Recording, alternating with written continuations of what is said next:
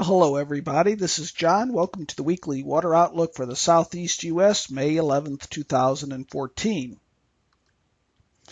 Well, if we look over the last 7 days where rain has fallen, we really see that lower Mississippi region, parts of Louisiana, parts of southern Mississippi extending into southwest parts of Alabama. I've isolated that and indicated by the outline in yellow, or in the white line there. The area in yellow is about 2 inches or more, and the estimates, you see those little areas in red there, that's nearly 5 inches. So that's by far the heaviest rain. But if we go further up into the southeast U.S., most of Georgia, northern Alabama, the Carolinas, and even Virginia, there was some precipitation, but it was very light.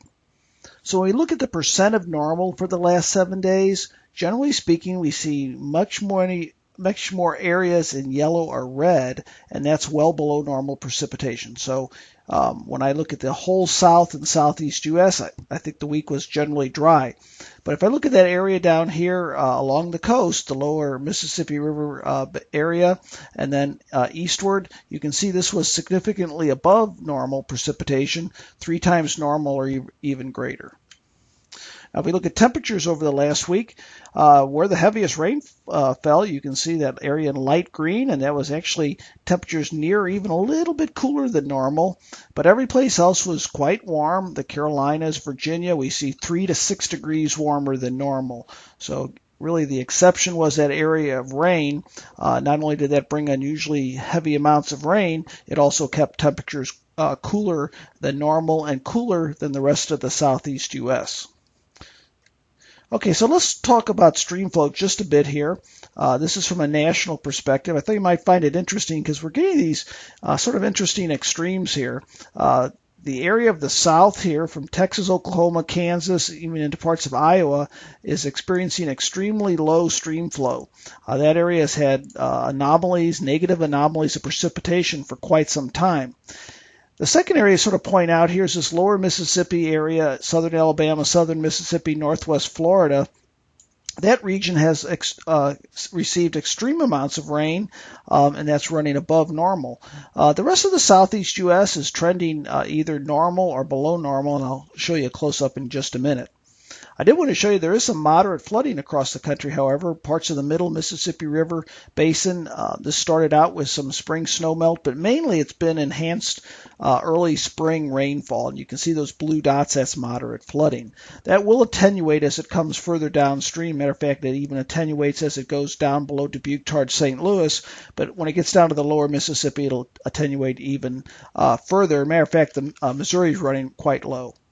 So as far as stream flow goes, this is current stream flow. We see the areas in blue, that's much above normal, areas in green normal, areas of red below normal, and really the area of action is along that immediate Gulf Coast and inland a ways. That's where stream flow is the most significant. Okay, so let's look at a jet stream analysis and see what's expected. By looking at the jet stream, areas in blue are saying the jet stream has dipped well below normal, and that equates to cooler temperatures. And then the areas in red are saying the jet stream's pushing further north than normal or warmer. So there are a number of ways you can look at that, but keep in mind blue means cooler than normal, jet stream further south. Red, warmer than normal, jet stream further north. Okay, now when we start the week, you can see that area in blue over the southwest U.S., and as we get towards the middle of the week, you can see that it pushes right over the middle part of the nation. Keep in mind that ahead of that system is going to be a chance of severe weather, heavy rain, and then behind it, cooler temperatures moving in. And then by late this week, you can see it really dominates a large part of the central U.S. and then more and more the eastern U.S., and that's going to be a very prevailing pattern once it moves in this week, well into next week. So with that cooler air coming in, the jet stream dipping over the central part of the U.S., it's going to bring a cold front through.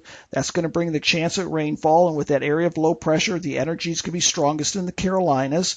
But this gives you some idea by Wednesday the position of that front.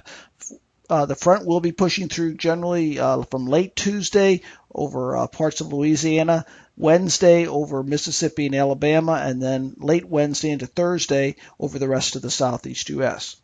Now, rainfall is going to be associated with the upper energy where it's strongest. Right now, that looks like from South Carolina but especially North Carolina and Virginia. It really looks like that area of purple there could be over an inch or an inch and a half in western parts, including some of the higher elevations of North Carolina and Virginia, could be over 2 inches or even over 3 inches in several spots. So I'll be watching that very closely this week. On the other hand, areas that have been very wet, including parts of Mississippi, parts of Alabama, Louisiana coast, that looks like it's actually going to be well below normal precipitation this week. So areas, generally speaking, that have been drier are going to get the more significant rain. Areas that have been wet are going to receive below normal amounts of rain. So let's run through the sequence. You're familiar with it by now. First rainfall and then temperature over the next 2 weeks or so. Now this week, this is what I just mentioned. The green is above normal. I sort of said South Carolina, North Carolina, and Virginia, especially parts of western North Carolina into Virginia, the more likely to have above normal precipitation.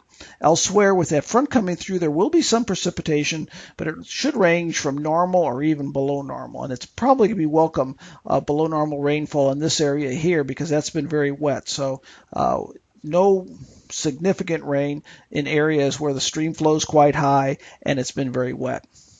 Now, right now, through the May 18th through May 25th period, models are calling for a very strong signal of dry weather. So again, it's over an area that's been wet, and that's going to let those rivers come down over the southern part of the U.S., South Gulf Coast from Louisiana, Mississippi, Alabama, and even over areas further east in the southeast U.S. It looks like a quiet week. So once we get this front going through with that chance of heavier rain, it looks like it's going to be quiet.